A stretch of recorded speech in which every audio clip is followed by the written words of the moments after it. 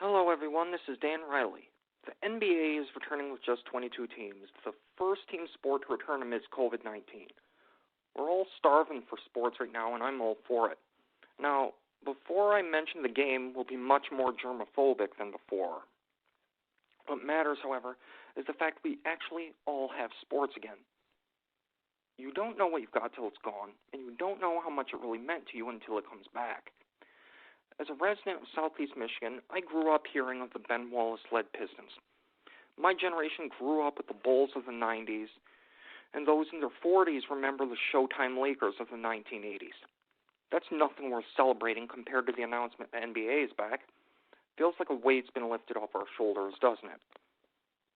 To me, hearing the squeaking of sneakers on a gym floor is a sign society can go on while remembering those who left us.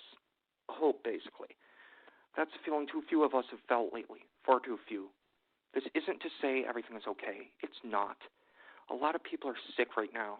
People are scared to leave their homes. People have lost friends and family. The difference is we have a distraction for a few hours, something to comfort ourselves, and we need it. To sports fans, this is a sort of therapy, a comfort food, if you will. Nothing more, nothing less. Look, only 22 teams are returning. The whole league isn't back, and it won't be until next season. But this is worth something. Whoever wins the whole thing will have a celebration in that town in a time when there is nothing to feel good about at all. That's a miracle right there. That's what sports does. It provides hope in times when there's far too little. Doesn't matter what country, that's the truth. It feels good to know that we can talk sports again. It's that simple. I'm looking forward to it because having to talk about something taking innocent lives has been as draining on me as it has been on my listeners having to hear about it every week. That's not something we should have to discuss on a sports show, but that's the world we live in right now. But once again now, we'll be able to talk about the NBA's league standings or someone's free throw percentage. I'll be able to discuss the fact Lebrun James has to juggle his career and having to star in a potentially terrible sequel to Space Jam next year.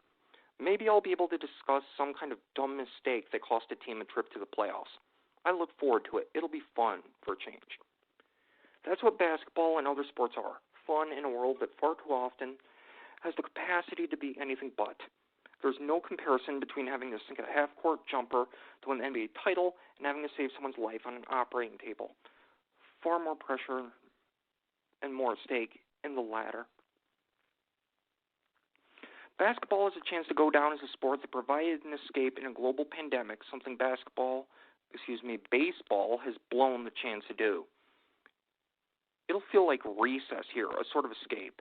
After all, we all shot baskets at recess in grade school, didn't we? Look, I don't watch much basketball on TV, but these games are something I can't miss. I know many will have that feeling. Oh my gosh, the Lakers are on. It'll really be the restart of the season. Or the start of something else.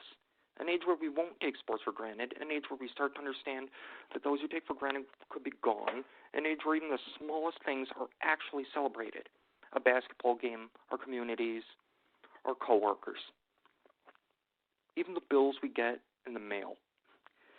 CBS Sports always plays one shining moment to end its coverage of the Final Four. Well, this is the NBA's shining moment, and ours. It's LeBron's, it's Zion Williams, it's anyone's moment on that floor watching on TV. Because what we've learned is that tragedies like COVID rob too many of moments with family that shouldn't be gone. It robbed the graduating class of 2020 of its one shining moment we call a graduation ceremony. It robbed children of their innocence and a chance to hang out with their classmates.